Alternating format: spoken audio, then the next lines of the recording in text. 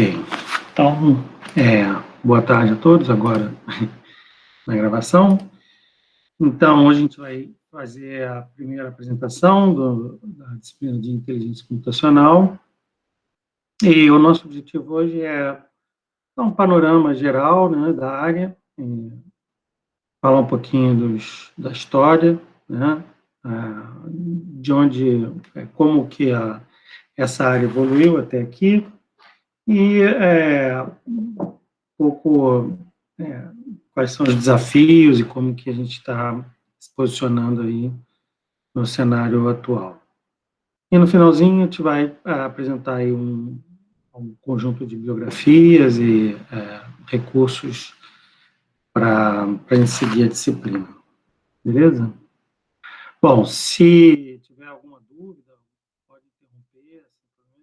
É bom que interrompa para saber que tem alguém do outro lado aí. Bom, então vamos lá. Se a gente pega deve conhecer esse Google Books, é um aplicativo do Google que, vocês sabem, o Google caneia, né, vários livros, todos os livros que consegue encontrar, e tem uma base, que é esse Google Books, e ele permite fazer consultas nesse Ngram Viewer, e essa consulta mostra, você dá algumas palavras-chave, e ele mostra o percentual, né, a incidência dessa palavra-chave ao longo do tempo na base de livros que ele tem armazenado. Né? Então,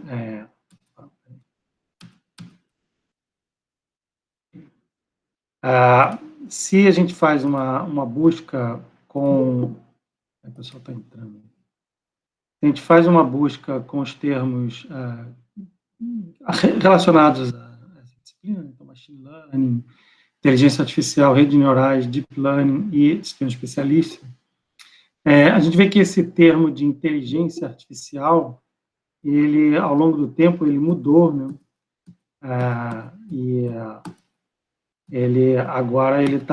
Antes ele estava mais relacionado com aplicações de sistemas especialistas, então a gente vê aqui que a curva azul de inteligência artificial teve um boom ao longo da década de 80 com os sistemas especialistas, e já nos últimos, talvez, 10 ou 20 anos, que a evolução de inteligência artificial está muito relacionada com redes neurais, e nos últimos 6, 7 anos, a gente tem visto aí um crescimento muito grande desses termos, né? Então, inteligência artificial relacionada com redes neurais, o termo Deep Learning, que basicamente é uma extensão de redes neurais, né, com muitas camadas, e também o termo de aprendizado de máquina, Machine Learning, que segue essa tendência. Então, nesse contexto, a gente tem também pelo fato de, aqui no Brasil, a área, né, de inteligência computacional tem se desenvolvido, então um nome que tem se mais difundido, né, bastante difundido aqui no Brasil. Então, a gente acaba tratando essa área como inteligência computacional, mas como sendo um nome que engloba todas essas técnicas, machine learning, redes neurais, deep learning, alguma coisa de inteligência artificial, e técnicas como sistemas fuzzy, máquinas de todo suporte. Então, tudo que é relacionado a machine learning, a gente trata como inteligência computacional. Então, o objetivo nosso no curso é não falar tanto de inteligência artificial no sentido clássico, né, de sistemas mais lógicos, mas de inteligência artificial nesse sentido mais recente, mais moderno, que está relacionado com, principalmente, redes neurais e machine learning, aprendizado de máquina. Só que para a gente entender isso, a gente tem que a gente vai começar devagar, né, e falando principalmente de técnicas clássicas de estatística, né, regressão, classificação, e tentando entender bem os problemas, os fundamentos, para depois, então, aplicar modelos não lineares e mais complexos. Beleza? Bom, então, se a gente pega aqui esse fluxo da história, né, e a gente tenta entender qual foi esse primeiro boom aqui de sistemas especialistas. Bom, então isso começou no final da década de 70, né, então esse paper aqui, ele saiu numa revista justamente que se chama Inteligência Artificial, e é um paper que apresenta a base de todos os sistemas especialistas na época, que era constituída de uma base de conhecimentos, aquela base de conhecimentos, na época, representada na forma de regras, né? E um módulo, principalmente um módulo de inferência, né, que raciocina com essa base de conhecimentos e dados de entrada para produzir resultados, né, e inferências a respeito daquele assunto. Então, esse primeiro sistema especialista era o MySim, que era um sistema especialista voltado para diagnóstico da área médica. Né? Isso vê que eles tinham vários módulos, né? Módulos de aquisição de conhecimento, módulos de explicação, né? E ele conseguia dar algumas conclusões, algumas inferências, com base em informações, né? Prestadas no caso, informações do paciente, e a base de regras armazenada na base de conhecimento. Bom, então isso aí foi final da década de 70, década de 80. Na década de 80, essa área de ser especialista popularizou, em que foram desenvolvidos vários sistemas em que era o motor de inferência do sistema especialista sem o conhecimento, né, e conseguiria ter aplicações diversas, em que você basta codificar o conhecimento, que você teria, então, um sistema especialista. Mas logo, logo se deram conta de que a aquisição de conhecimento, né, você representar determinados conhecimentos na forma de regra, ela é muito, muito difícil para aplicações complexas, né?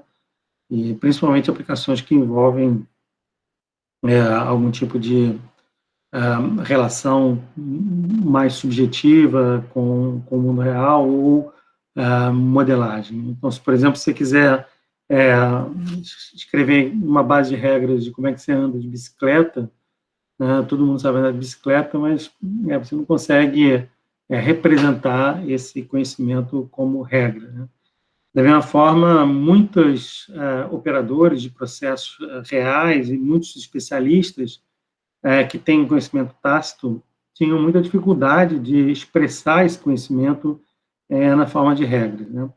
Então, logo, ao longo da década de 80, logo se tornou claro que o gargalo de ser um especialista era justamente a aquisição de conhecimento.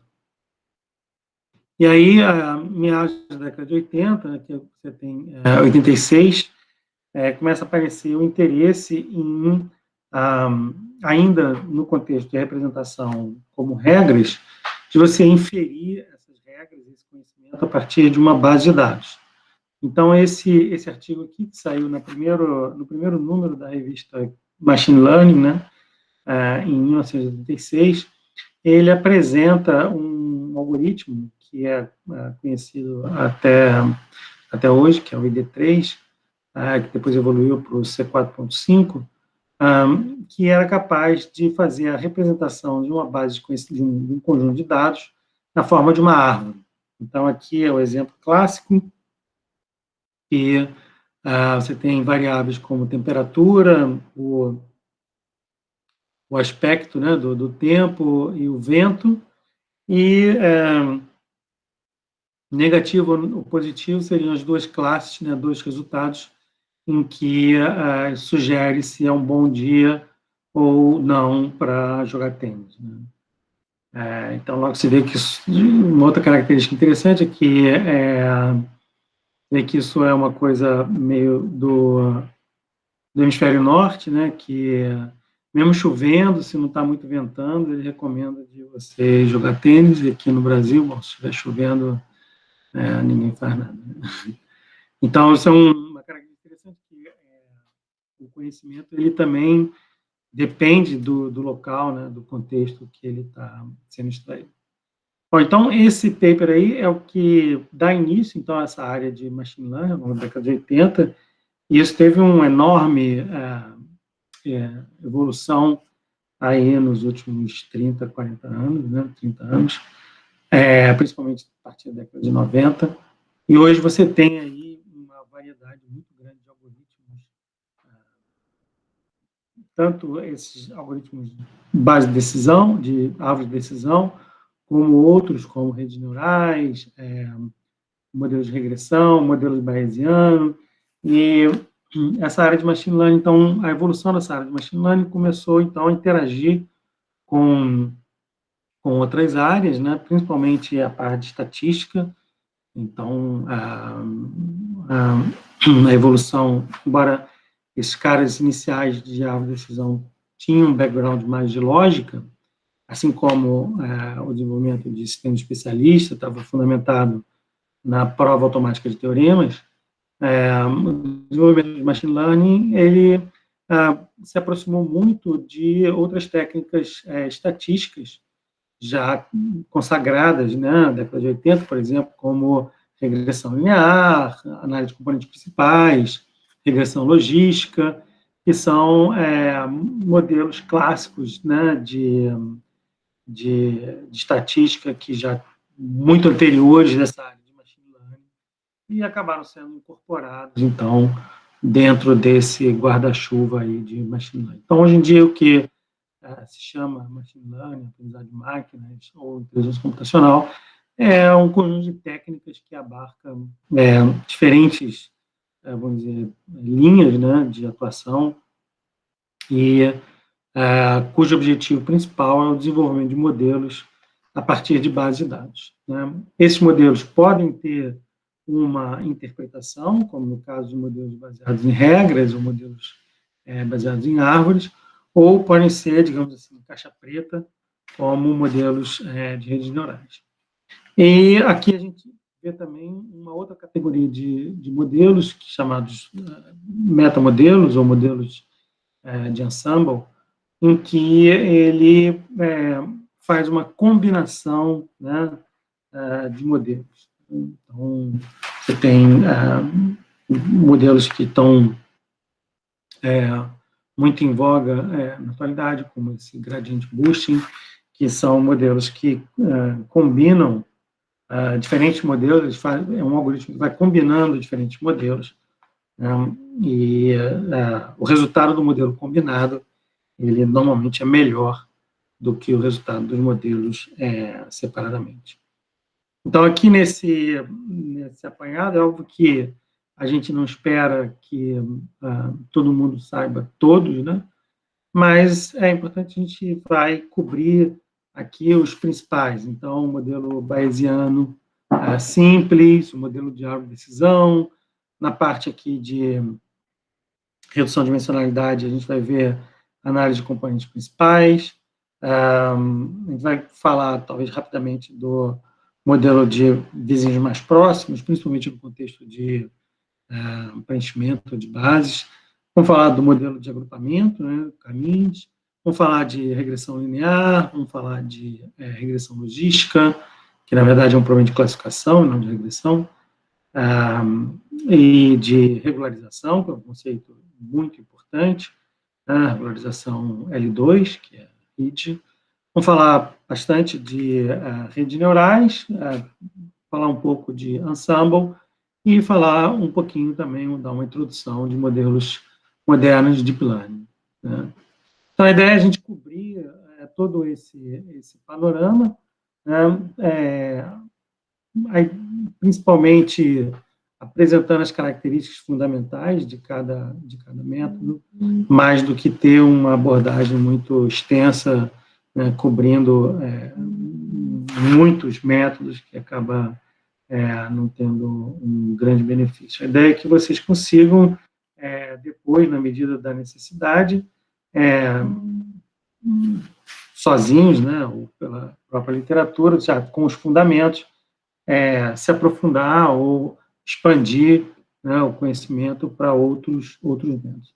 Também porque, bom, a gente está nessa área aí já há alguns anos, e de 5 em 5 anos tem novos algoritmos, ou menos, né, novos algoritmos, e novas técnicas que surgem, então a gente tem que estar se mantendo sempre atualizado e nunca vai estar, vamos dizer assim, conhecendo tudo o que está acontecendo, né? Tem uma área que tem um desenvolvimento muito rápido e muita gente trabalhando com isso, né? Bom, então, assim, uma maneira de ver o problema como um todo, né, esse quadro que é uma representação, vamos dizer assim, de certa forma didática, dessa área que tem surgido nos últimos tempos, que é chamada de ciência de dados, em que você vê o desenvolvimento do algoritmo ou dos modelos em camadas, né?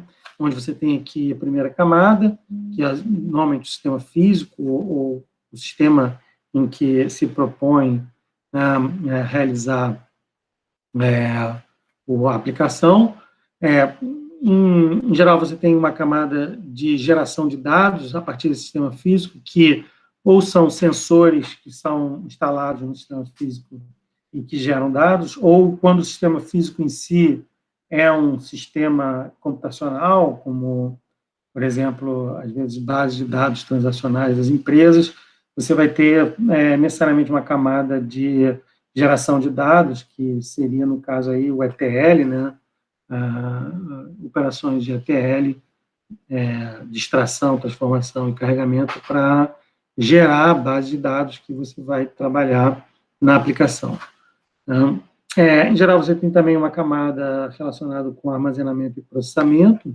Então, algumas aplicações vão trabalhar com volume de dados muito grande, né? Então, você precisa ter aí algum hardware ou alguma plataforma para armazenamento e processamento desses dados. Em outros casos, você tem situações em que você tem dados em streaming, em alta velocidade, então também o teu hardware ou tua plataforma vai ter que ter capacidade de aquisição desses dados, né, ingestão e processamento dos dados.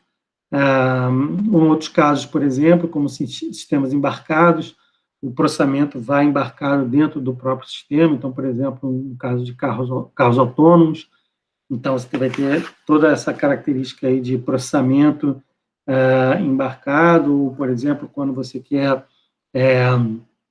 instalar a sua aplicação dentro de um dispositivo móvel. Então, essa camada de armazenamento e processamento, dependendo da aplicação, vai trazer aí algumas restrições. Então, em cima dessa camada de armazenamento e processamento, tem uma camada de analítica, né, que é onde nós nos concentramos, né? A maioria dos algoritmos vão estar dentro dessa camada. A gente vai falar muito pouco dessa área de engenharia de dados e muito pouco da área de sensores, né? Vamos falar principalmente dessa parte de analítica. E aqui envolve tanto o contexto de desenvolver o algoritmo, né? Ajustar o algoritmo, o modelo, ajustar os modelos a partir de dados, apresentar os resultados dos modelos, né? A parte de visualização é extremamente importante, e essa parte interage muito, e ela é muito dependente da camada superior, que na verdade ela não é muito pouco automatizada, e é simplesmente a camada, normalmente a camada mais importante, que é a camada de decisão. Então, você tem aqui uma camada que está relacionada com o negócio, né, com a aplicação, e cabe a esse papel aqui de fazer as perguntas certas, né? Então, essa aqui é uma dificuldade ainda muito grande, né, porque, em geral, você tem, né, hoje em dia, cada vez mais especializados, então, você vai ter o cara do ETL, da geração de dados, dos sensores, vai ter o engenheiro de dados, que é o cara do armazenamento e processamento, o cientista de dados, normalmente a posição de cientista de dados está relacionada aqui com essa camada de analítica, e vai na equipe, de alguma forma, né, na aplicação, existe um chapéu, né, que não necessariamente é desempenhado por uma pessoa, mas existe esse role, né, essa atuação, que é do gerente de projeto. Né?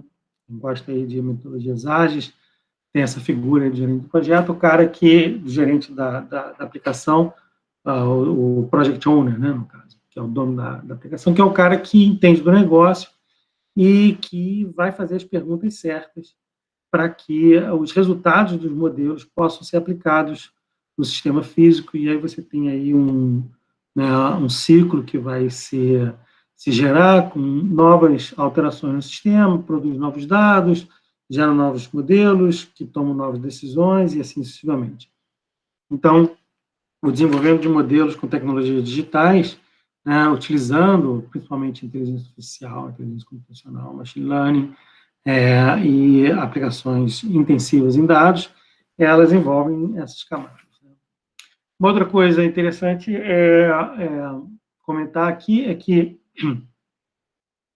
você tem atualmente uma grande variedade de tecnologias, tanto para desenvolvimento de sensores, quanto para né, mecanismos de processamento, armazenamento, processamento de dados, transferência de dados, diferentes algoritmos de machine learning, deep learning, modelos complexos, né, que trabalham, resolvem problemas bastante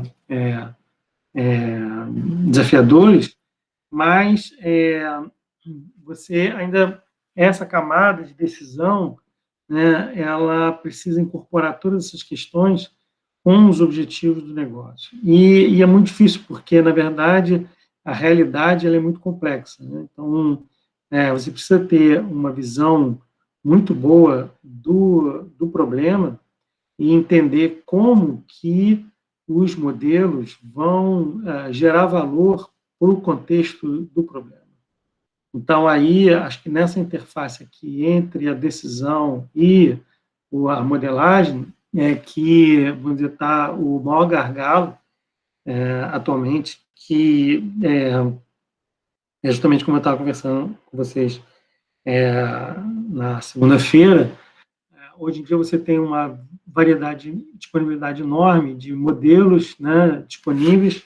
Qualquer programador aí consegue implementar muito bem um modelo de machine learning, mas gerar valor com esse modelo, trazer esse modelo para o contexto da aplicação que digamos assim, o maior desafio e que demanda justamente um profissional de mais qualidade, né? Então, o cara tem que ter o conhecimento do negócio, tem que entender bem do modelo, tem que entender como que o modelo funciona e como que aplica o modelo no contexto da aplicação. Então, a gente fica aqui um pouco nessa interface. Obviamente que a gente não pode cobrir todos os tipos diferentes de negócios e aplicações, né? Nós vai tentar cobrir as diferentes formas de modelos, né? Mas, assim, na medida do possível, a gente vai sempre apresentando aplicações reais, né, de como esses modelos são aplicados na prática. Bom, então aqui alguns exemplos de projetos que foram desenvolvidos no nosso grupo, aqui na COP. Então, esse foi um modelo relativamente simples, né? Calcula a velocidade média de um ônibus.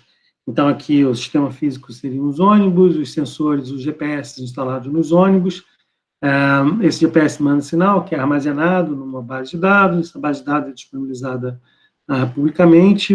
A camada de algoritmo foi basicamente pegar os trechos, né, das ruas. Então, aqui são as ruas do Rio de Janeiro, que você está vendo a velocidade média em cada horário, representada por uma cor, e a gente dividiu trechos aí de 500 metros dessas vias, e aí, pelo GPS, a gente via quando que o ônibus passa, calcula o número de ônibus, né, então, e a velocidade média desses ônibus naquele trecho.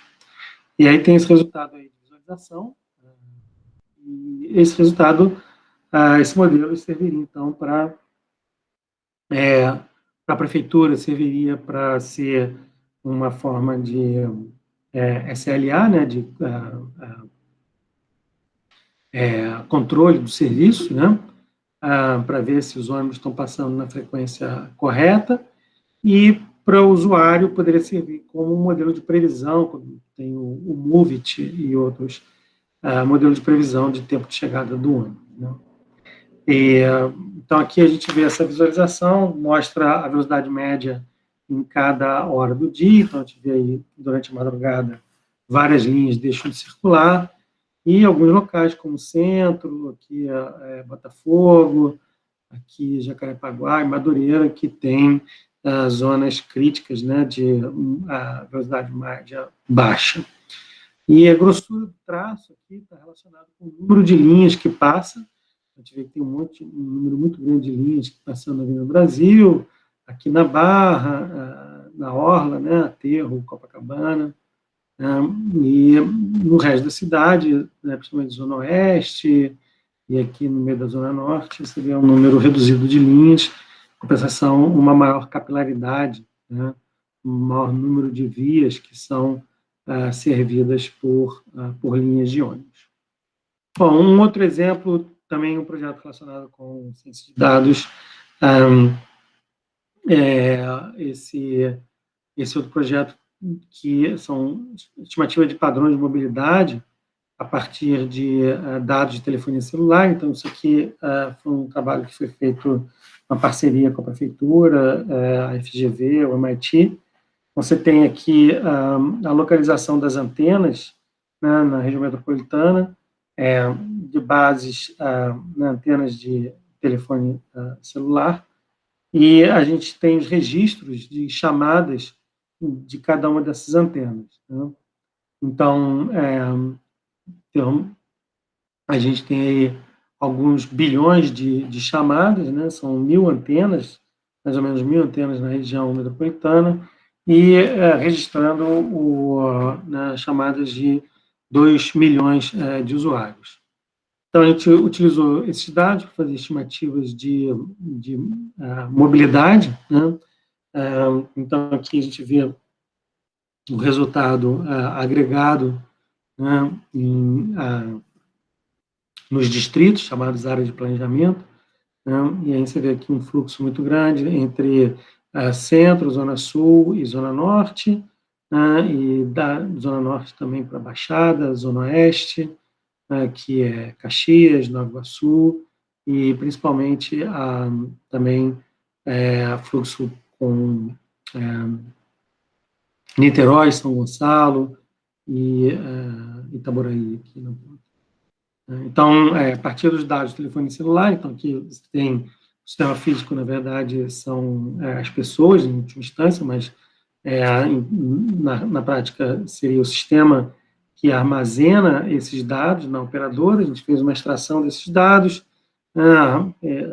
trouxe esses dados para a nossa base de armazenamento e fez o processamento das chamadas para estimativa de mobilidade. Então, se a pessoa faz uma chamada num ponto A e faz outra chamada no ponto B, então a gente estima um translado, né, uma movimentação do ponto A para o ponto B, e isso estatisticamente consegue fazer isso, estatisticamente, uma estimativa da mobilidade em toda a região metropolitana. Bom, um outro trabalho mais recente, né, mais relacionado também com Deep Learning, esse foi o resultado de uma tese de doutorado, que está sendo defendida agora, e o objetivo, então, é a previsão de curto prazo, né, de imagens de radar. Então, a gente tem radares, né, que são utilizados para detecção de chuva, basicamente, né? Não é exatamente a chuva, mas você consegue fazer uma transformação da informação do radar para a informação de chuva. Então, você tem vários frames desse radar, né? Então, problema de previsão espaço-temporal, então, como se fosse uma previsão de vídeo, né? Então, você tem vários frames em que aparece a evolução aí dos sistemas meteorológicos, e o objetivo, então, é prever os próximos, digamos, 1 a 2 horas desses sistemas meteorológicos. Então, a gente vê que, ao longo da previsão, né, quanto mais afastado o horizonte de previsão, a gente vai tendo uma previsão, vamos dizer, qualitativamente boa, mas ela começa a ficar meio embaçada, né, porque, obviamente, você vai minimizar o erro da previsão, e né, existe uma volatilidade muito grande desses sistemas meteorológicos, então fica cada vez mais difícil você prever com exatidão, né, o resultado. Então, o que a gente observa é que o modelo consegue ter uma boa previsão, né, principalmente por horizontes mais curtos, mas na medida que você vai aumentando o horizonte, a qualidade da previsão vai diminuindo um pouco, né, então, que é representado aqui por esse embaçamento aqui da figura. Mas, de qualquer forma, continua sendo uma ferramenta que pode ser útil para a previsão de curto prazo, tendo em vista que as previsões numéricas, elas são, na verdade, a previsão numérica para fazer previsão dos próximos 30 minutos, talvez leve mais que 30 minutos processando, sem contar que tem uma dificuldade muito grande de se fazer a inicialização dos modelos, etc. Então, é uma alternativa interessante para fazer previsão, principalmente quando você tem chuva forte, né? A gente já viu aqui no Rio de Janeiro casos de que chuvas muito intensas que provocam muitos transtornos na cidade. Então, saber se esse sistema vai passar pela cidade ou se vai se desviar para o mar, com alguma antecedência, é importante, né, para a prefeitura, para que se possa tomar as medidas necessárias. Bom, tem vários outros projetos, mas a gente vai mostrando ao longo do curso e na melhor oportunidade para exemplificar. A ideia aqui é só mostrar exemplos, né, de aplicações que podem fazer uso, né, das técnicas e dos algoritmos que vão ser apresentados ao longo do curso. Né? Bom, professor, desculpa. Só para avisar, tem alguns alunos tentando entrar na sala, sério? Mas eles estão esperando ser aceitado. Opa. Normalmente ele apita aqui para mim, mas não apitou não, desculpa aí. Não, eu acho que está com esse problema mesmo, porque tem outros professores também que não tá apitando. Porque eu fico olhando a tela, eu não vejo a tela do Meet. Né? Não, sim, tudo bem, professor. Então, é isso. Beleza. Bom, se tiver gente aí para entrar, vocês me avisam, por favor. Beleza, pode deixar. Mas acho que saiu. Não, tá aqui. Tá aparecendo a tela, hein? Tá, sim. Bom, beleza. Então, vindo mais para o contexto aí de inteligência computacional, né? Tem um artigo muito interessante que saiu já há alguns anos atrás, em 2016, no New York Times, que fala justamente desse despertar da inteligência artificial, né? Então, na verdade, ela está se referindo a aquele gráfico que a gente viu lá no segundo slide, né? Essa retomada pelo interesse de inteligência artificial e como isso tem sido patrocinado, desenvolvido, principalmente financiado, né, pelas grandes empresas da internet, com um objetivo mais ou menos explícito de utilizar essas tecnologias, né, a partir dos dados, né, das pessoas para melhorar os seus próprios sistemas. Né? Então, teve até um documentário no Netflix aí recentemente sobre essa questão de como os algoritmos de redes sociais, né, manipulam as informações para aumentar engajamento, existe toda uma discussão em relação a isso, mas esse artigo ele conta um pouco dessa história, né, e uma linguagem muito simples, então eu sempre recomendo um pouco essa leitura, como uma leitura até mais simples, né?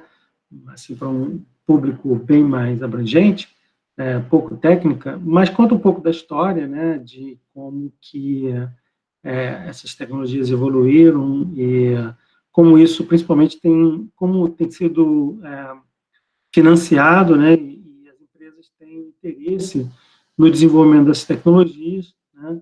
E uma característica muito interessante que tem sido muito marcante, principalmente mais recentemente, é o desenvolvimento desses ecossistemas abertos, né? Então, você tem Google, Facebook, Microsoft, numa menor, com menos intensidade, mas principalmente Google e Facebook, que desenvolvem algoritmos bastante sofisticados, né, os centros de pesquisa deles, e deixam tudo isso disponível publicamente, mantém plataformas de desenvolvimento. O Google, por exemplo, tem o Colab, que permite você rodar modelos complexos, né, de graça. Então, eles têm todo o interesse do desenvolvimento do ecossistema mais aberto, né? E isso tem evoluído muito rapidamente em função dessas características, né? Se você compara, por exemplo, a evolução dessa área de inteligência artificial com outras áreas, como, por exemplo, a indústria automobilística, você vai ver que esse ecossistema aberto, ou a indústria do petróleo, que também é fechadíssima, esse ecossistema aberto ele permite um desenvolvimento muito mais rápido, né? Se fosse depender das montadoras de automóveis, o carro autônomo só ia sair em 2050, né? Tá? Aí, com expectativa de ter lançamento de carro autônomo, já tem algumas versões aí comerciais que fazem algum nível de direção autônoma, né? Mas isso foi muito impulsionado justamente até pelo Google, né, que desenvolveu um dos primeiros modelos. Então, esse é um artigo interessante e que traz, então, essa característica, né, de despertar, né, uma retomada de interesse na área de inteligência artificial, né? E aí, como eu falei, inteligência artificial recentemente está muito relacionado com modelos de redes neurais, né? E aí você tem aí um percurso nos últimos 50 anos bastante interessante. A gente sai daqui da década de 50, né, 70 anos, né, já. Final da década de 50 e década de 60, com o modelo do perceptron, que a gente vai estudar ele detalhadamente. Na verdade, é um modelo muito similar, né, à regressão logística. Você tem uma saída aqui, que ela é produto de uma soma ponderada de entradas, passa numa função não linear, e esse primeiro modelo, que é chamado Perceptron, aqui tem uma figura, né, do cara que implementou, aqui tem um armário cheio de válvula que fazia o processamento, né, e você vê que era um enorme processamento para tentar reconhecer uma única letra muito bem desenhada, né? E aí, bom, 50 anos depois, né, 55, 60 anos depois, você tem agora um aplicativo, né, tipo o Google Translator, que você mira numa imagem e ele não só é capaz de fazer o reconhecimento do caractere, como também é capaz de traduzir todas as letras que estão lá dentro. Então, já tem algum tempo, isso é de 2016, 2017, e aqui é um modelo que o Google, né, apesar de fazer a tradução como sendo uma área de negócio deles, o modelo que foi desenvolvido em 2017, eles deixaram disponível no archive, e você tem, então, esse modelo aqui, que está representado aqui. Então, são 8 camadas de GPU, com modelos bidirecionais, né, módulos de atenção, e 8 camadas para fazer a decodificação. Então, entra aqui uma sequência de palavras num idioma, passa por todo esse processamento e sai uma sequência de palavras em outro idioma. É importante, é interessante falar que esse modelo aqui de 2017, ele já está meio que desatualizado, os modelos hoje são muito maiores do que esse aqui. Para você ter uma ideia, a gente está falando de modelos aí na ordem de bilhões, né? Algumas dezenas, centenas de bilhões de parâmetros, né? Modelos realmente muito, muito grandes, né? Então, a gente vai ver ao longo do curso um pouquinho dessa história, né? A gente vai sair dos modelos bem simples, né? Lineares, modelos de regressão linear, de classificação linear, e chegar até uma introdução desses modelos mais complexos de deep learning. Então, a gente pretende fazer todo esse percurso aí de 60 anos aí ao longo do curso, né? Bom, e se a gente vê a evolução desses modelos, principalmente relacionados a modelos de redes neurais, tem esse estudo aqui que saiu na OpenAI. A OpenAI é uma organização sem fins lucrativos, que é financiada pelos principais gigantes aí da internet, e a Tesla também, e que desenvolve muita pesquisa também, inteligência artificial. E eles fizeram esse gráfico, né? Então, esse Perceptron, que é exatamente esse modelo aqui, gigantesco, que precisava de um armário de processamento aqui em válvula, ele tem uma unidade de processamento, né, na década de 60, e o que foi percebido foi que, num primeiro momento, né, até 2010, mais ou menos, o número de unidades de processamento, a complexidade computacional ia mais ou menos que dobrando a cada 2 anos, né, seguindo a lei de Moore, mas a partir de 2010, né, com os principais modelos de Deep Learning, aumentou muito essa velocidade, né? Então, você tem hoje que você dobra o número a complexidade computacional dos modelos dobra a cada 3 ou 4 meses, mais ou menos. Então, você tem alguns modelos aqui que são famosos, a AlexNet, que é o modelo de classificação de imagens, saiu em 2012, esse Google Translation, que foi em 2017, mais ou menos, e o que ficou muito famoso, esse AlphaGo, que era o modelo também da Google para jogar xadrez chinês, né? Também alguns bilhões de parâmetros. Você tem agora modelos que vão estar meio que por aqui, né? Modelos que têm cerca de 150, 170 bilhões de parâmetros, né? Isso, bom, de um lado, é uma consequência da complexidade das aplicações, está resolvendo problemas cada vez mais complexos em termos de visão computacional e processamento de linguagem natural, mas, assim, por um outro lado, eu acho, aí uma posição particular, né, mas eu acho muito que é fruto de que os principais players aí nessa área são laboratórios de pesquisa financiados pelos gigantes da internet. Então, os caras têm todo o interesse de desenvolver modelos muito complexos que ficam meio que inacessíveis, né, para grande parte das outras empresas, né, principalmente, mas ficam inacessíveis também para grande parte do público em geral. Então, você, hoje em dia, rodar um modelo desse de 170 bilhões de parâmetros, eles chegaram a fazer uma conta que, se você fosse rodar isso numa nuvem, você ia gastar mais ou menos 4 milhões de dólares.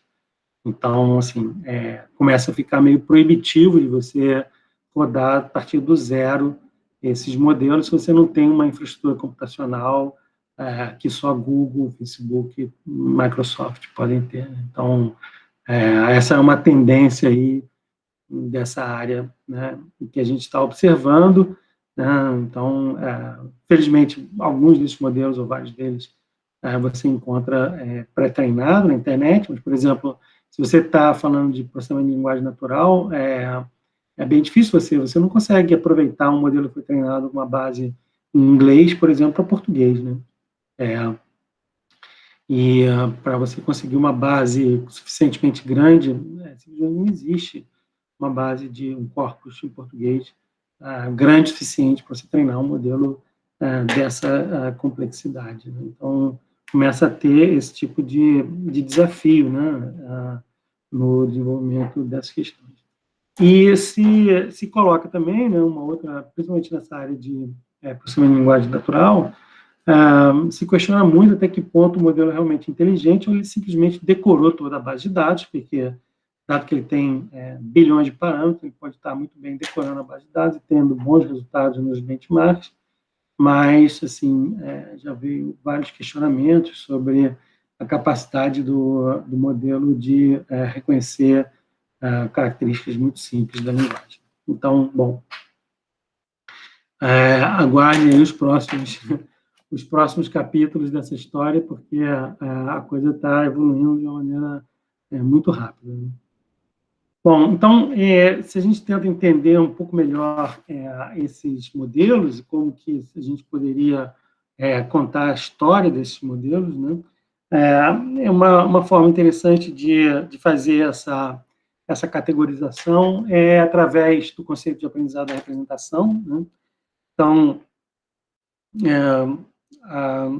essa é uma representação que saiu no livro de Deep Learning de 2018, 2017, 2018, e aí ele faz uma caracterização sobre como que você faz a representação do conhecimento nos modelos, né? Então, nos modelos dos sistemas especialistas, né, que seria, vamos dizer, aí a inteligência artificial tradicional, modelos à base de conhecimento, você tem simplesmente o conhecimento todo representado na forma de regras, né, ou simplesmente as características importantes eram definidas, vamos dizer, manualmente, e a partir dessas características definidas manualmente e de uma entrada, você produzia uma saída. Então, aqui é o nível mais de fora dos sistemas à base de conhecimento, né, ou sistemas baseados em regras.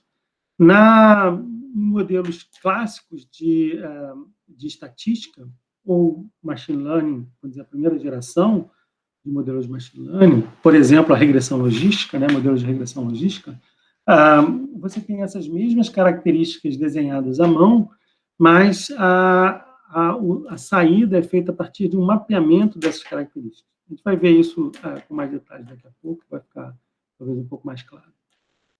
Nos modelos que a gente começa a tratar de aprendizado da representação, modelos de machine learning, vamos dizer, mais recentes, né, de segunda geração, entre aspas, tanto as características como o mapeamento são, a caixinha cinza representa que são ajustados pelos dados, né? Então, você tem características que são ajustadas a partir dos dados, diretamente a partir das entradas, e o mapeamento dessas características na saída também é ajustado a partir de dados. Então, aqui a regressão logística seria esse encaminhamento aqui, e aqui, por exemplo, redes neurais com uma camada intermediária, ou sistema SVM, ou alguns desses modelos de machine learning, que faz a extração de features e o mapeamento das features a partir dos dados.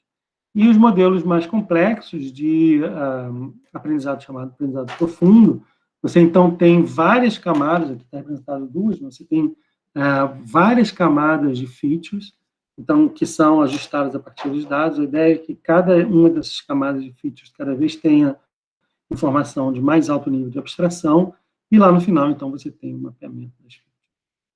Bom, a gente tentar entender isso aqui, é bom ver alguns exemplos. Então, basicamente, o que a gente vai tentar apresentar é meio que daqui para cá, né? Então, a gente vai começar falando, aqui depende muito da aplicação, então não tem como ter uma metodologia, mas aqui já começa a ter uma metodologia, então a gente vai falar dos modelos clássicos de estatística, como a regressão logística, um classificador bayesiano, etc. Depois vai falar bastante de modelos de machine learning e também vai, no final, comentar sobre modelos de mais avançados, com várias camadas de processamento, né?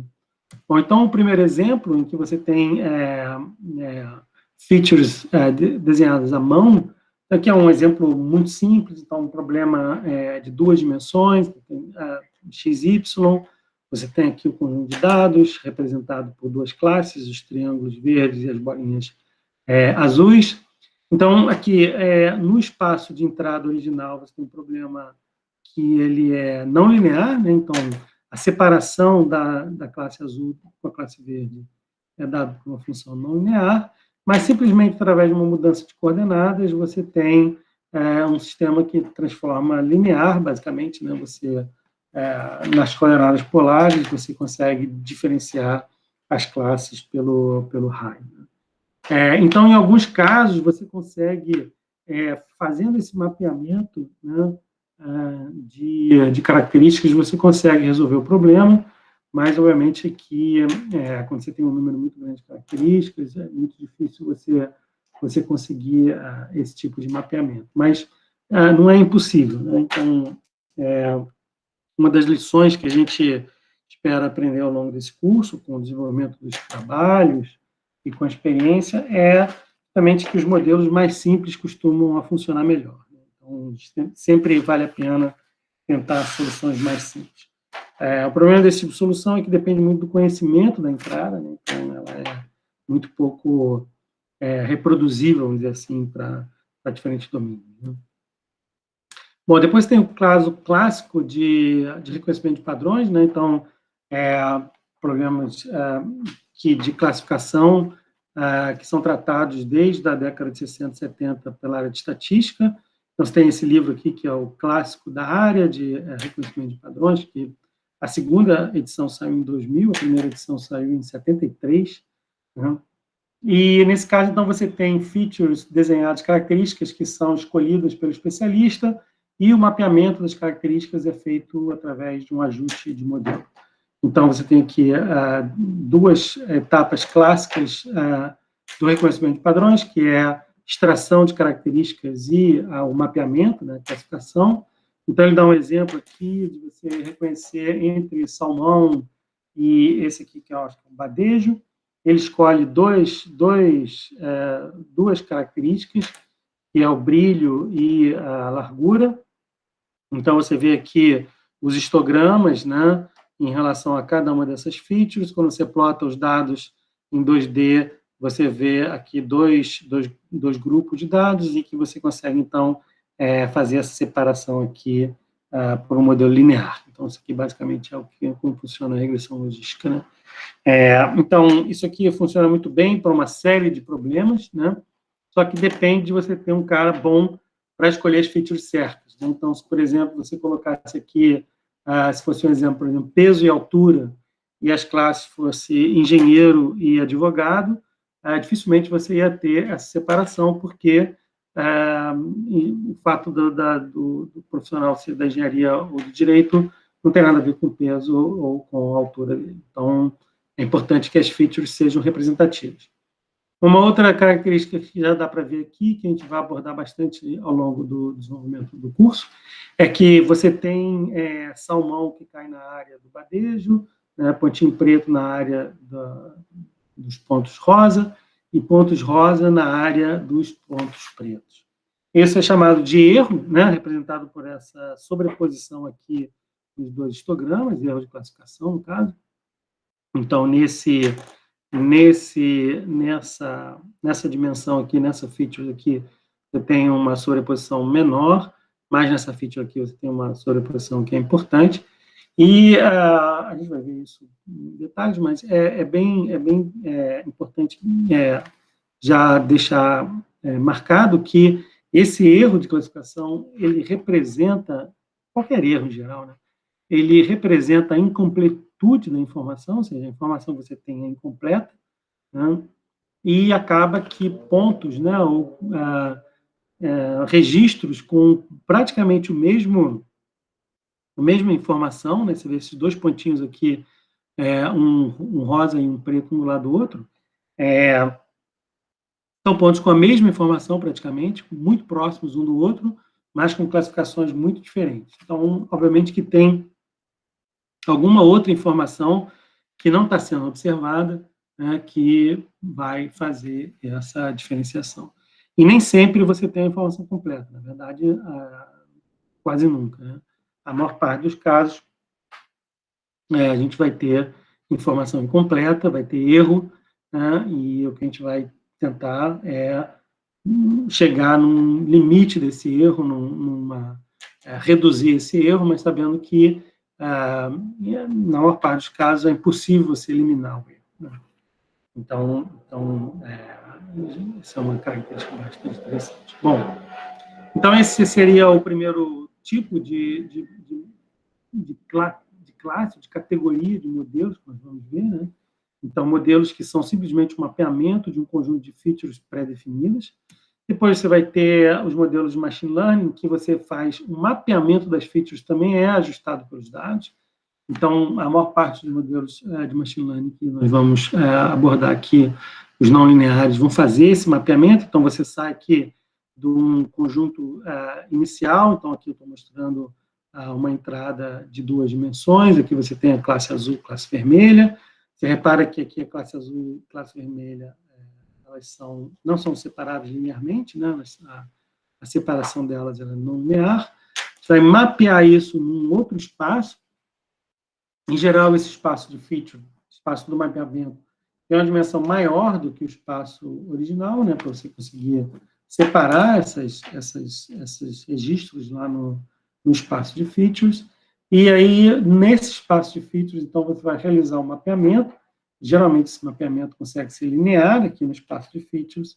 E esse mapeamento linear no espaço das características corresponde a uma superfície de decisão, né? Um mapeamento não linear no espaço de entradas, né? Então, esse aqui é o caminho realizado pelas redes neurais de uma camada. Então, a primeira camada realiza esse processamento aqui de features, a segunda camada representa o mapeamento, que corresponde a uma função não linear no espaço de entrada. Tem também outras técnicas, como, por exemplo, a técnica de SVM, que vai fazer esse processamento também no espaço de features. Então, a gente vai trabalhar bem esse conceito aí de mapeamento de features, e de mapeamento no espaço de features, etc. Bom, alguns exemplos aí também de projetos que foram realizados aí no grupo. Esse aqui foi um problema de regressão. Então, embora o exemplo tenha sido aqui para classificação, a classificação e regressão são problemas preditivos, a gente vai ver isso em detalhes, então eles são muito parecidos. Aqui é um problema de previsão de emissões. Então, você tem um conjunto de variáveis que são variáveis do veículo, um conjunto de variáveis relacionadas ao combustível e um conjunto de variáveis de saída, que são emissões, né? Então, a gente juntou todas essas informações e produziu um modelo que tinha uma boa aderência aí na previsão de emissões, né? A correlação em torno de 90%.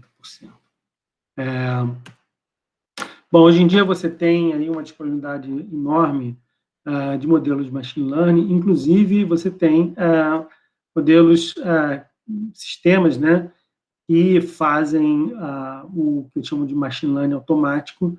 Então, esse H2O, né, é uma plataforma que faz esse que a gente chama de machine learning automatizado. Então, a partir de diversas plataformas, né, de armazenamento, ele realiza, né, diversas etapas do processamento de forma automatizada ou semi-automatizada, né?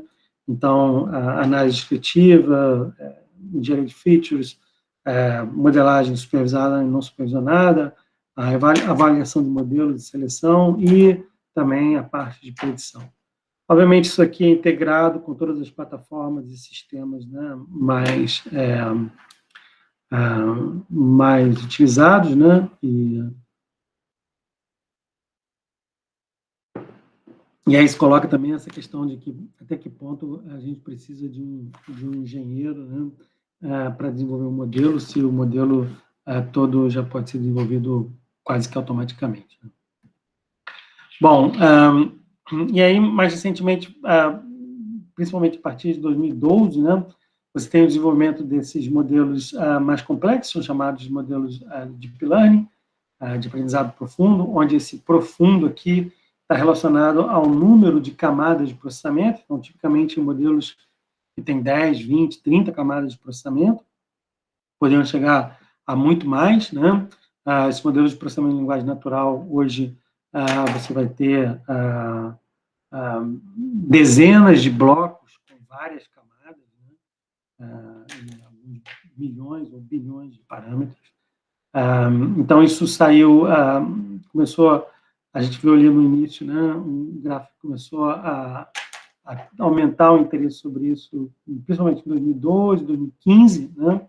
Esse artigo aqui, ele é de 2015, ele foi publicado pelos 3 caras que ganharam o prêmio Turing em 2019, o Ian LeCun, que é diretor de pesquisa do Facebook, Geoffrey Hinton, que trabalha no Google, e Yosha Bengio, que é diretor de um laboratório da Universidade de Montreal.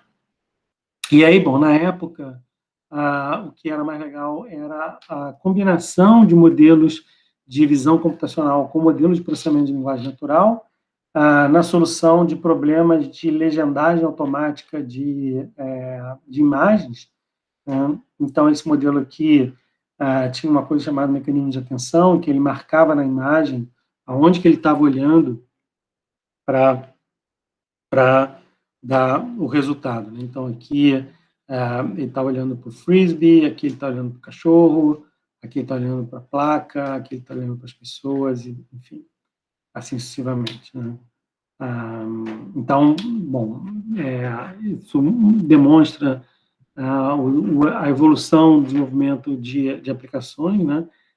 E ao longo aí dessa última década, a gente viu sucessivos recordes serem batidos por esses modelos de Deep Learning, né, em bases de dados benchmark e desafios, né? Então, você tem essa base de processamento de visão computacional, né, que foi o primeiro resultado do modelo de Deep Learning apareceu em 2012.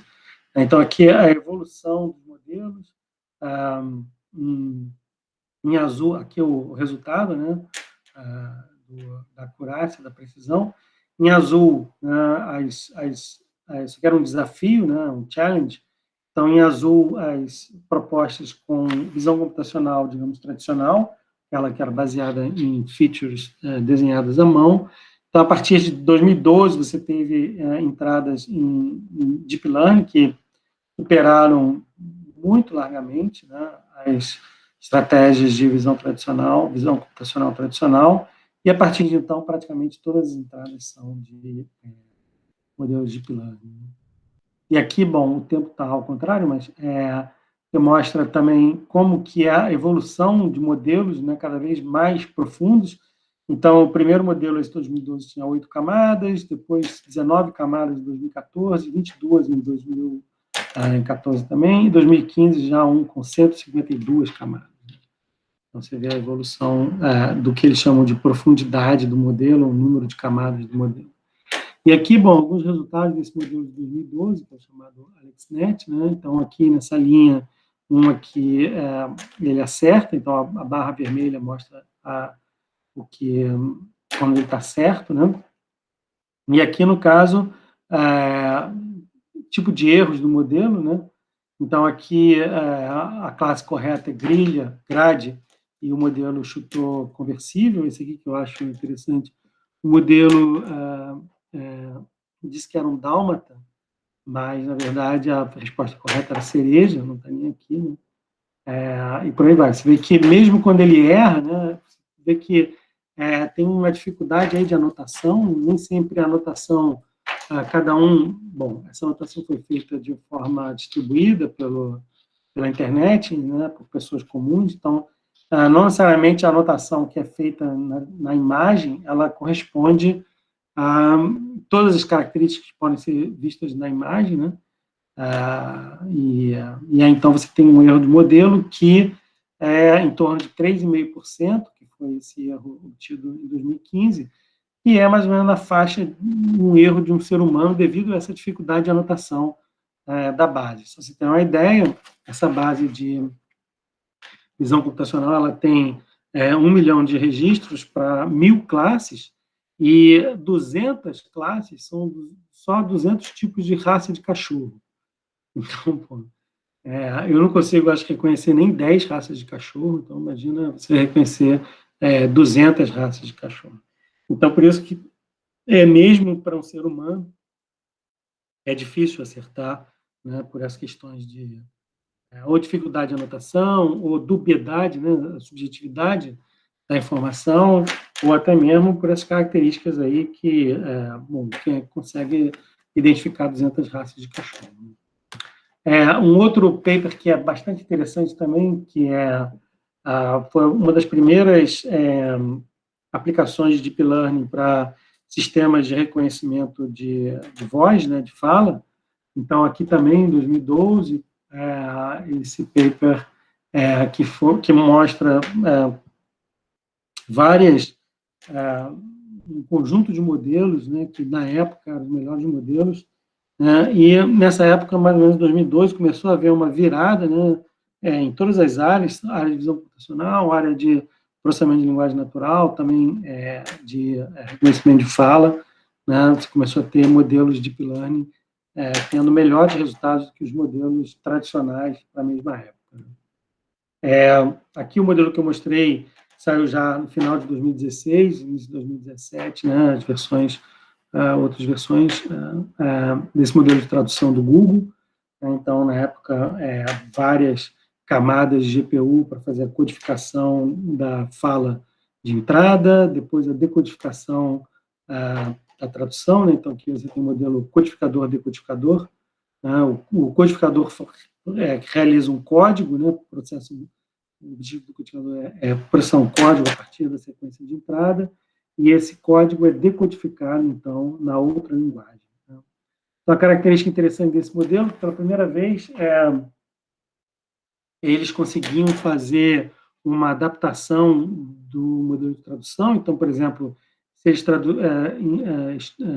ajustaram os parâmetros no modelo português-inglês e depois no modelo inglês-espanhol, eles conseguiam juntar os dois modelos para fazer uma tradução de português e espanhol, sem precisar retreinar o modelo numa base de português e espanhol. Então, isso é muito interessante para o Google, porque ele tem uma base, né, hoje tem mais de quase 200, mais de 100 línguas, né?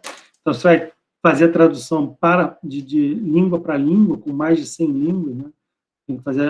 Teria que fazer a combinação de todas essas línguas, e aí provavelmente você não ia ter pares, né, de textos nas duas línguas. Né? Então, isso é uma característica bem interessante. E aí mostra um pouco também o desenvolvimento da complexidade dos modelos. Né? Em 2015, começou a sair esses modelos de aprendizado por reforço, né, que jogava jogos. Então, esse de 2015, publicado na Nature, um modelo de visão computacional, né, treinado com algoritmo de aprendizado por reforço. Então, a entrada eram 4 frames do game. O game tinha um simulador dos jogos de Atari. Atari, para quem não sabe, era um jogo de videogame da época pré-histórica, antes de vocês nascerem, lá da década de 80 e 90, e que você tem um simulador de games, né? E aí tinha uma rede aqui de 4 camadas, e a última camada eram os controles do joystick, né? Então, para todos esses jogos aqui, né, eu não sou especialista em games, mas eventualmente algum desses games são jogados ainda hoje, mas para todos esses jogos aqui, o desempenho do modelo era superior ao desempenho do ser humano, né? E aqui ele mostra o quanto superior, né? Então, tem modelos que são muito superiores ao desenvolvimento do ser humano. E depois, em 2017, saiu o famoso AlphaGo, que tem esse documentário lá no Netflix. Quem não viu, eu recomendo muito de ler. Quer dizer, não tem nada a ver com é bem interessante, assim, em termos gerais, mas esse cara aqui era o grande mestre do jogo de Go coreano, e esse cara aqui representava essa AlphaGo, que era uma empresa, um modelo da DeepMind, que é uma empresa do Google, né? Bom, ele estava ali só para mexer as pedras no tabuleiro, quem fazia as contas era o computador. Então, eles tinham dois modelos, o primeiro de 2016 e o de 2017. O de 2016 era inicializado ainda com uma base de jogadas de especialistas, e o outro ele começa do zero, simplesmente ele aprende, inclusive, a jogar sozinho, né? E roda através de um simulador e chega, em algum certo tempo, ao nível de mestre. É importante ressaltar que esses modelos, principalmente de aprendizado por reforço, eles são baseados, para ele fazer o ajuste de parâmetros, são baseados em centenas de milhões de execuções, né? Para ele poder simplesmente realizar o ajuste de parâmetros. Então, apesar de parecer bastante impactante, simplesmente ele depende, né, da capacidade computacional.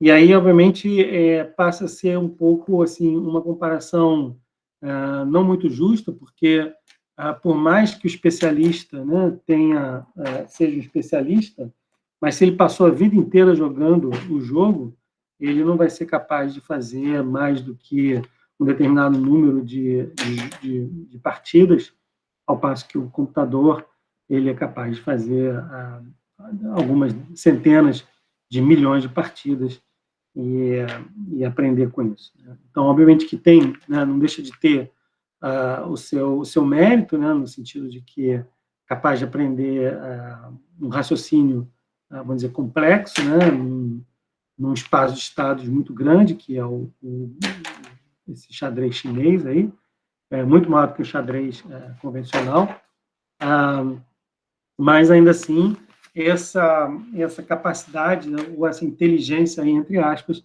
ela está apoiada numa imensa capacidade de processamento, né, de um modelo extremamente poderoso que é capaz de rodar milhões de partidas, né, em uma questão de dias, né? Então, bom, esse é um ponto aí a ser ponderado, né? Um outro resultado recente é na área de processamento de linguagem natural. Então, esse aqui é um benchmark de pergunta e resposta. Então, você tem um texto que é dado, e normalmente retirado da internet, e o sistema tem que ler o texto e responder algumas perguntas sobre esse texto, né? Então, aqui você tem o desempenho do ser humano, que aqui são duas medidas de qualidade, quanto maior, melhor. Então, aqui o ser humano bate em torno de 86, 89 nessas medidas, né? E já há alguns anos os sistemas de inteligência já bateram o ser humano, e aqui você vê a velocidade da evolução, né? Então, aqui eu tirei essa figura aqui anteontem. Então, a última entrada foi em fevereiro de 2021, mas se você vê para esse problema, em 2018, né, as medidas estavam em 59, 62, e agora já está batendo 90, 93, bem acima da marca também dos seres humanos, né? Então, algumas dessas entradas, se você vai lá no site desse Squad, você tem algumas dessas entradas, né, não todas, obviamente, mas algumas dessas entradas, elas estão disponíveis, né? Então, tem documentos aqui, papers, e às vezes até modelos pré-treinados disponíveis na internet. Bom, então, isso mostra assim, essa evolução, a velocidade de evolução, né, desses modelos recentes. E a gente se coloca nessa pergunta que surge naturalmente, né? Até quando os modelos vão ser... né, até quando o ser humano ainda vai ser, vamos dizer assim, o ser inteligente, vamos dizer assim, né? Então, se a gente vê o que é a nossa inteligência, né? A gente sabe que o cérebro ele é repartido em setores, né? Então, você tem uma parte que é a parte visual, você tem uma parte temporal que está relacionada também com fala, com memória, né, e com a capacidade de audição. Você tem o lóbulo frontal, que é a questão de raciocínio, né, a solução de problemas. Você tem o cerebelo, que é responsável pelo equilíbrio e coordenação. E aí você vê, você tem sistemas de visão computacional, você tem sistemas de processamento de linguagem natural, você tem sistemas de processamento de raciocínio, você tem aquele robô aqui da cambalhota, mas todos esses sistemas, em geral, estão apoiados em plataformas gigantes de processamento. A gente viu aí modelos com bilhões de parâmetros que rodam em clusters muito grandes, né? E que consomem um monte de memória, um monte de energia,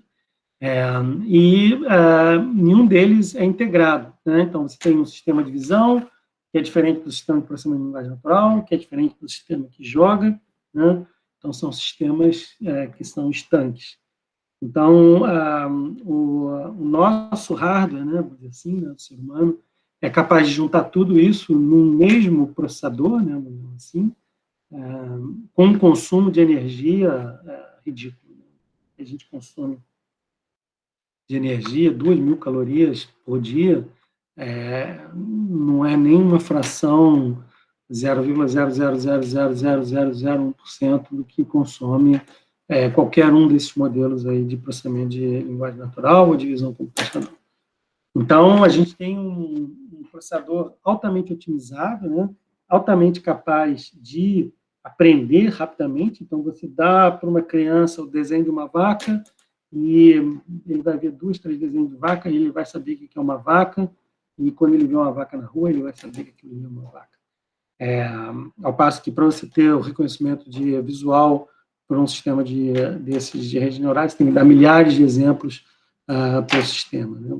Além disso, a gente tem uma capacidade muito boa de fazer inferências sobre coisas que a gente não conhece. Aliás, essa é uma capacidade boa, às vezes até demais, porque a gente faz inferências, às vezes, erradas, muitas vezes, né? Mas se você der, por exemplo, uma fotografia de alguma figura, faltando um pedaço, você ainda assim consegue reconhecer a figura, o que é uma tarefa extremamente difícil para o computador. Então, a gente tem essa capacidade. Outra capacidade importante nossa é que a gente, muito rápido, muito cedo, né, o bebê, já fizeram pesquisas aí que bebês de 2 ou 3 anos já são capazes de entender conceitos de física da natureza, como gravidade, né? Então, ele sabe, se ele largar um boneco, o boneco vai cair no chão, né? Então, isso está incorporado no raciocínio de alguma forma, né, de forma que, se você soltar um boneco, o boneco ficar flutuando, isso vai ser estranho para todo mundo, né? E eu passo que esses modelos não têm física nenhuma, nesses modelos de inteligência artificial, eles são treinados com exemplos. Então, uma das áreas aí que a gente tem trabalhado é justamente como é que a gente junta a física dentro de modelos aí de inteligência artificial.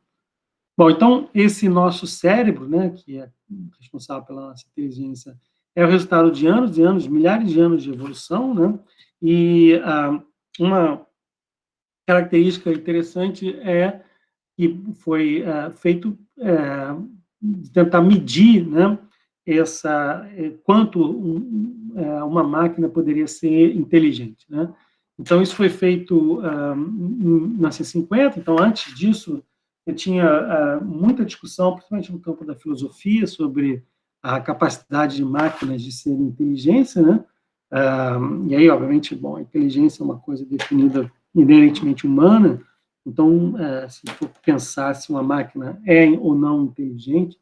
E aí, bom, o Turing, em 1950, ele propôs esse jogo de Turing, que era chamado jogo da imitação, né? Teste de Turing, em que você tem aqui um agente, né? Uma parede. Então, ele interage com 2 outros agentes, e se ele não for capaz de distinguir entre os agentes qual que é o natural, né, e qual que é o artificial, vai dizer, então, que esse computador está processando um software de inteligência artificial. Então, isso foi feito inicialmente com textos, Mas hoje você tem uma versão de teste de Turing para imagem. Então, aqui a gente tem 2 conjuntos de imagem, e eu desafio vocês aí a identificar. Um deles é natural e o outro foi gerado artificialmente. Então, eu desafio vocês a tentar identificar qual é o que foi gerado artificialmente. Né? Se alguém tiver algum chute aí, bom, quem não conhece do joguinho, mas fica aí a pergunta para vocês ficarem pensando. Né? Você vê que é difícil, né? Você vê que já a gente tem modelos capazes de gerar imagens que são perfeitas, praticamente, e ninguém consegue quase distinguir entre modelos verdade e modelos artificiais. Fotografia de verdade e fotografias artificiais. Bom, e aí o que acontece? Esse nosso cérebro, ele também, ao curso dessa evolução para tentar fazer processamento mais rápido, ele faz vários shortcuts, né? E esses shortcuts, esses atalhos são chamados de bias cognitivos. Então, os psicólogos já identificaram mais de 180 desses bias cognitivos. Se você for na internet, na Wikipédia, tem uma lista deles todos, uma explicação. Isso é muito óbvio, né? Porque, se você pensa lá nos nossos antepassados, lá na savana, você está aqui e, de repente, vem um leão na sua direção, você não vai ficar pensando que o leão está a 15 metros e eu sou capaz de correr a 3 metros por segundo, o leão corre a 1 metro por segundo, a árvore está a 5 metros, você não vai pensar 2 vezes, você vai sair correndo para subir em cima da árvore. E, na verdade, então, essa necessidade de sobrevivência, então, né, e o próprio nosso desenvolvimento cognitivo faz com que a gente percorra esses atalhos, né? E esses atalhos são, em geral, muitas vezes feitos por uma tentativa do cérebro de completar a informação, e a gente acaba que completa a informação de uma maneira muito errada. Então, uma desses atalhos aí, desses bios cognitivos, tem vários, mas um deles, assim, que é muito expressivo, né, hoje em dia, é o viés da confirmação. Né? Então, você está mais apto a acreditar numa história que confirma as suas suposições do que alguma coisa que vai contra a sua ideia.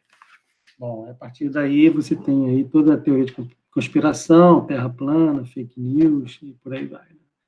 E tem vários outros, tem outros que são bem interessantes, né? Por exemplo, comparar 2 situações, você acha que uma é mais vantajosa do que a outra, e, na verdade, elas são muito parecidas. Então, esses viés cognitivos são muito explorados no marketing, né, para explorar essa capacidade, ou essa incapacidade nossa de raciocinar com lógica numa aplicação comercial, mas é importante mostrar que o ser humano ele é muito falho, né? Então, a gente vai se deparar, muitas vezes, a gente viu o exemplo lá das imagens, a gente vai se deparar muitas vezes com essa dificuldade de estimativa de resultados corretos, principalmente quando você tem dados anotados por seres humanos. Né? Então, essa característica de anotação de dados por humanos é muito complicada. E isso também é uma complicação do ponto de vista mais, vamos dizer assim, filosófico, no sentido se você quer produzir uma inteligência realmente artificial, né? Algum sistema que seja tão inteligente quanto o ser humano, na verdade, você precisa produzir um sistema que seja falho. Na verdade, se você for desenvolver um sistema super correto, não vai ser inteligente como o humano é, né? Vai ser uma outra característica de inteligência, né? Então, essa característica, essa dualidade aí de inteligência, de falibilidade humana, já foi explorada muito, principalmente em filmes de ficção científica, né? Para quem gosta de Star Trek, 2001, Exterminador do Futuro. No final das contas, o bug do sistema é sempre o ser humano. Mas, enfim, mas uma característica interessante é que se fala muito nessa inteligência geral, né? E essa inteligência geral, na verdade, você tem que produzir uma coisa que, na verdade, não é muito lógica, né? Porque você tem muitos erros aí que são inerentemente a nossa característica humana ou a nossa inteligência, entre aspas, aí que raciocina com diversos atalhos, né?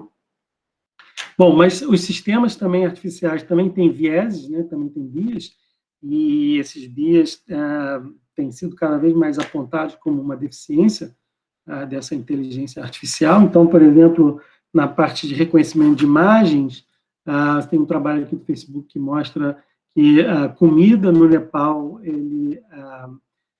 sabão no Nepal ele acha que é comida, pimenta nas Filipinas ele acha que é cerveja, e pasta de dente no Burundi ele acha que é madeira.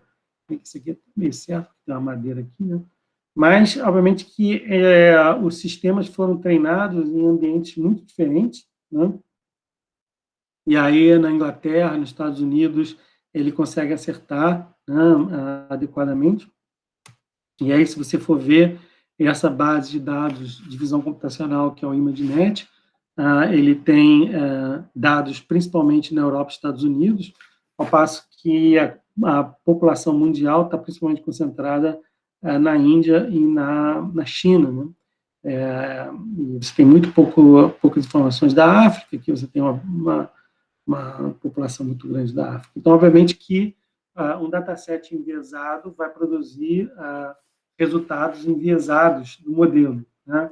Então, já houve uma discussão aí também recente sobre problema de reconhecimento facial, né? Então, alguns trabalhos que o cara prometia realizar, né, identificar um bandido simplesmente pelo reconhecimento facial, e obviamente que era um software totalmente preconceituoso e que não tinha nenhum fundo de verdade, e tanto é que os principais dispositivos de reconhecimento facial foram retirados, né, para essas finalidades, né? Então, assim, os modelos são enviesados, né, são enviesados por diversas características, seja pela anotação, mas principalmente pela qualidade dos dados, né? E o que a gente vai aprender aqui é tentar minimizar esse erro, né? Desenvolver modelos que tenham baixo erro, né? E aí os tipos de erro que a gente pode representar nesse gráfico, né? Então, você tem erros de variância, né? Ou seja, uma dispersão muito grande, e erros de bias, né? Então, o bias é quando você erra o alvo, e a variância é quando você não consegue, vamos dizer, está meio tremendo, né? Você não consegue tem muita variabilidade, né? Então, o ideal é que você tenha erro baixo e variância baixa, mas é comum que você tenha esse caso aqui, em que você tem baixa variância, mas erra completamente o alvo, ou um que você mais ou menos acerta, mas uma variância muito grande. Não, esse caso aqui é um caso que dificilmente acontece, mas o que a gente vai tentar ver é como que a gente consegue fazer para sair daqui para cá, e como a gente consegue fazer para sair daqui para cá, né? Bom, já dando um spoiler, é fácil a gente vai ver que, na verdade, isso aqui é uma história de cobertor curto, né?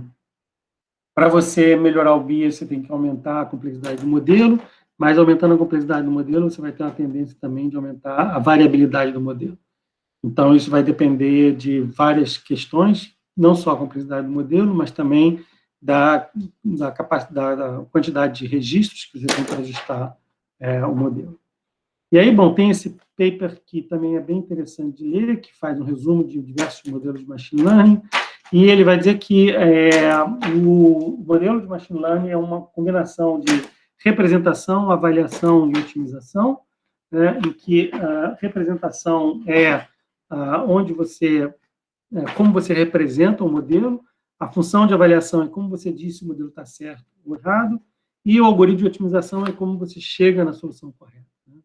Então, aqui é uma visualização, a representação é os espaços de parâmetros, nesse espaço de parâmetros você vai construir uma função de avaliação, e o algoritmo de ajuste de parâmetros vai realizar uma otimização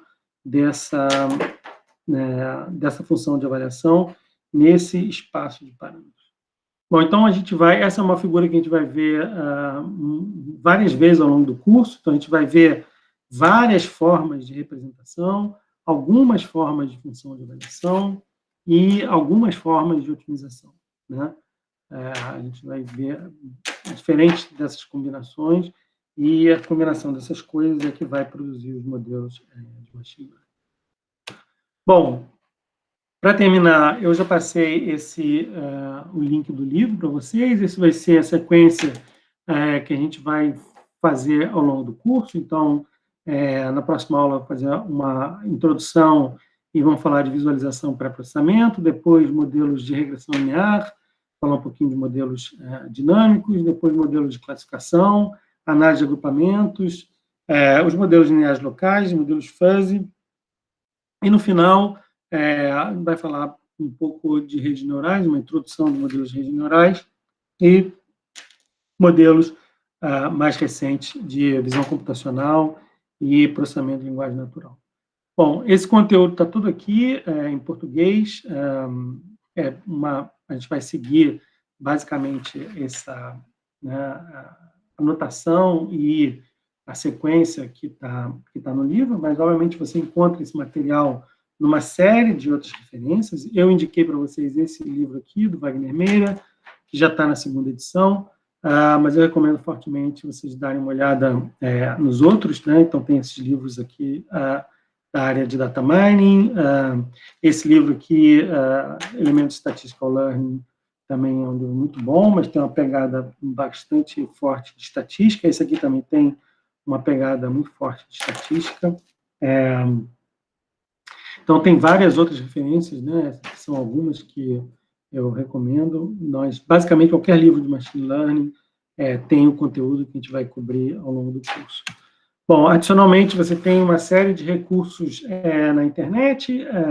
Esse Video Lectures é um recurso muito interessante, que tem diversos vídeos de tudo que você puder imaginar, mas muita coisa de Machine Learning, que são palestras ou apresentação de congressos, enfim, diferentes cursos, diferentes tipos de material, mas que estão todos eles em formato de vídeo, né, e reunidos no mesmo site.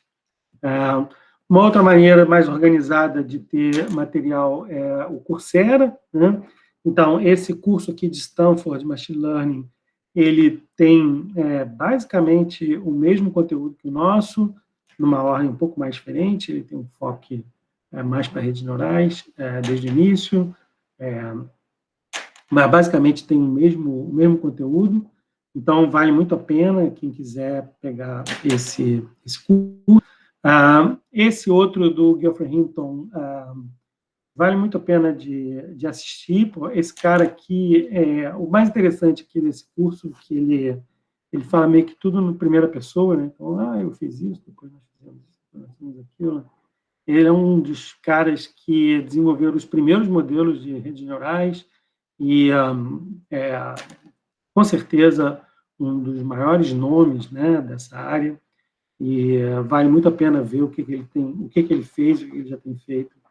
E ele explica muito bem explicado, vou dizer assim, modelos extremamente complexos, que você acha que entende quando ele vê o vídeo, mas quando você vai ver a matemática que está por trás, é mais complicado. Mas vale muito a pena assistir esse vídeo também. Bom, o próprio Andrew Ng, ele tem depois uma sequência de cursos de Deep Learning. Esses aqui já são um formato bem intermediário, né? Ele combina uma apresentação mais simples, né? Com a parte mais de implementação, e também mostra a matemática, mas sem entrar muito nos detalhes, né, da matemática.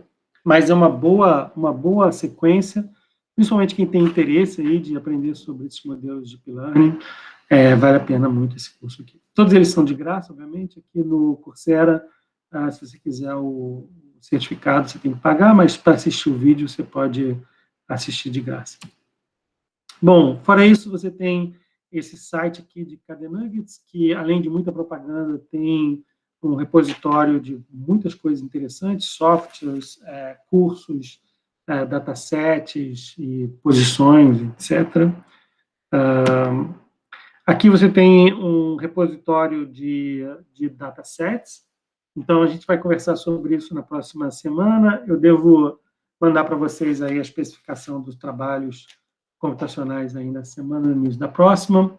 E semana que vem, então, a gente vai conversar sobre esse trabalho. Então, a ideia é que a gente tenha um conjunto de datasets pequeno para trabalhar nos exercícios e depois datasets mais elaborados para o projeto computacional. Então, aqui você tem de todo tipo, tem datasets pequenos, grandes, de diversas formas. Tem várias outras fontes, né, que eu vou citar depois, de banco de dados que a gente pode trabalhar, até melhor que essa. O Kaggle, que eu acho que talvez todos vocês conheçam, que são alguns desafios na área de ciência de dados, né, e que mostram também vários datasets, né.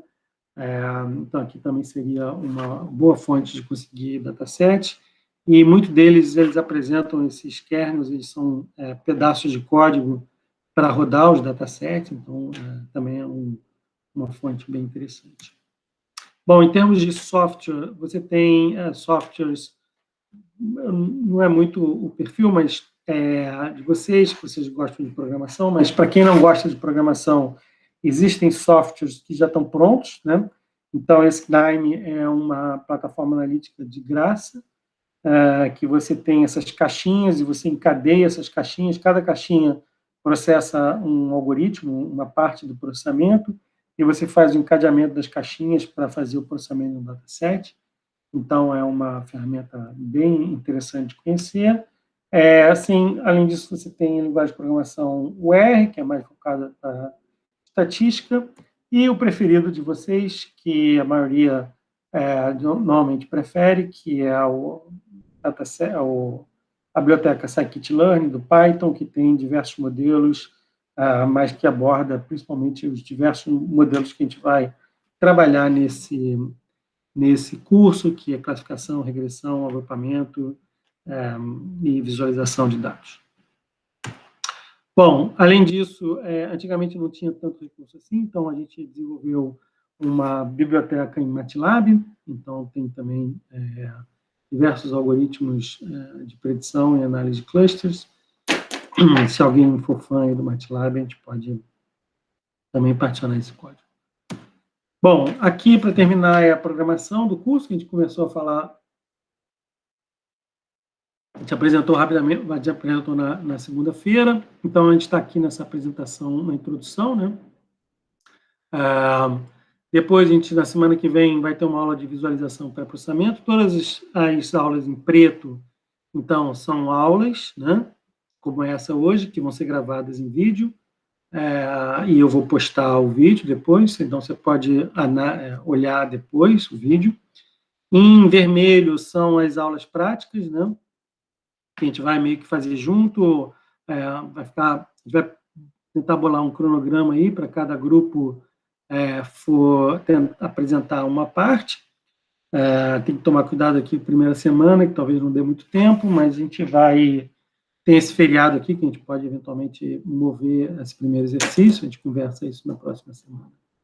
E as apresentações de projetos, que vão ser a primeira apresentação, simplesmente uma primeira apresentação inicial, caracterização e visualização de dados, e depois, no final, uma apresentação final, metodologia e resultados.